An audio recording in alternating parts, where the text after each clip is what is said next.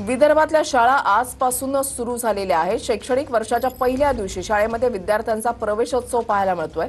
नागपूरमधल्या बछराज व्यास शाळेमध्ये विद्यार्थ्यांचं स्वागत या ठिकाणी केलं जातं आणि शाळेचा पहिला दिवस असल्यामुळे विद्यार्थ्यांमध्ये एक वेगळाच उत्साह पाहायला मिळतोय।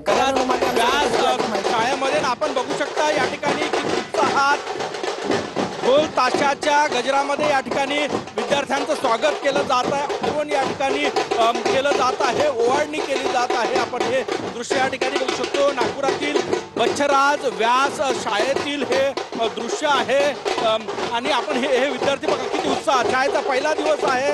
विदर्भातल्या शाळा उन्हामुळे उशिरा सुरू होतात।